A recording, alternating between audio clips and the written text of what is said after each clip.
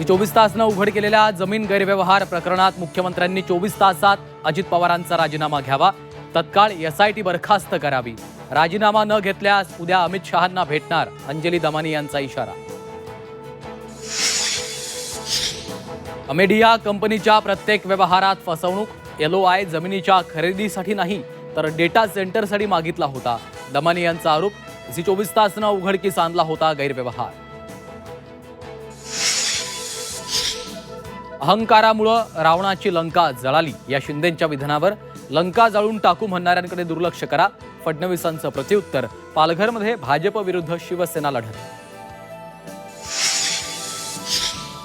मुंबईच्या बाबतीत काहीतरी डाव नक्कीच शिजतोय. जितेंद्र सिंग यांच्या विधानावरून राज ठाकरेंचा आरोप. ते विधान सरकारच्या मानसिकतेचं प्रतीक. राज ठाकरेंचा केंद्रावर गंभीर आरोप.